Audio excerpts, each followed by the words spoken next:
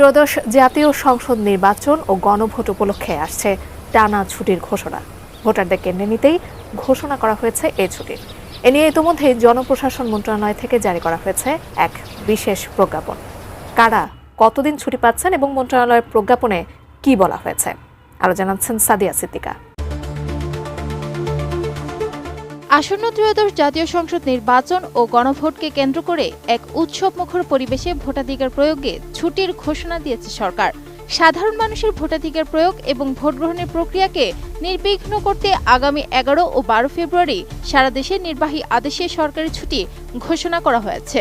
রোববার 25 জানুয়ারি জনপ্রশাসন মন্ত্রণালয় থেকে জারি করা এক প্রজ্ঞাপনে এই সিদ্ধান্তের কথা জানানো হয়।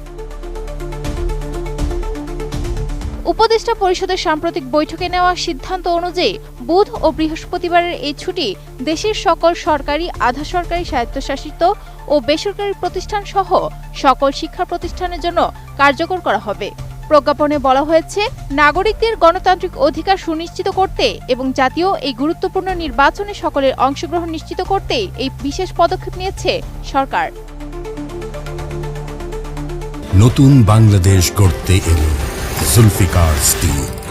জুলফিকার স্টিল, ইস্পাত দৃঢ় অঙ্গীকার। তবে এবারের ছুটির ঘোষণায় সবচেয়ে ব্যতিক্রমী এবং উল্লেখযোগ্য বিষয়টি হল শিল্পাঞ্চলের শ্রমিকদের জন্য দেওয়া বিশেষ সুবিধা। মূল নির্বাচনের আগে আগামী 10 ফেব্রুয়ারি মঙ্গলবার দেশের সকল শিল্পাঞ্চলের শ্রমিক ও কর্মচারীদের জন্য বিশেষ ছুটি ঘোষণা করা হয়েছে। এর ফলে শিল্পাঞ্চলে কর্মরত বিশাল এক জনগোষ্ঠী সময়মতো নিজ নিজ এলাকায় পৌঁছে তাদের ভোটাধিকার প্রয়োগের সুযোগ পাচ্ছেন। জনপ্রশাসন মন্ত্রণালয়ের এই আদেশ অনুযায়ী 11 ও 12 ফেব্রুয়ারি দেশের সকল অফিস, সংস্থা ও শিক্ষা প্রতিষ্ঠানের শিক্ষক, কর্মকর্তা ও কর্মচারীরা পূর্ণ ছুটি ভোগ করবেন। এর ফলে সাপ্তাহিক ছুটির সাথে মিলে দেশবাসী দীর্ঘ একটি অবকাশ পেতে যাচ্ছেন, যা মূলত ভোট কেন্দ্রে ভোটারদের স্বতঃস্ফূর্ত উপস্থিতি নিশ্চিত করতেই পরিকল্পনা করা হয়েছে। সরকার আশা করছে এই দীর্ঘ ছুটির ফলে দেশের প্রান্তিক পর্যায় থেকে শুরু করে কর্মব্যস্ত নগরবাসী পর্যন্ত সকলেই কোন প্রকার প্রশাসনিক বা পেশাগত বাধা ছাড়াই তাদের নাগরিক দায়িত্ব পালন করতে পারবেন।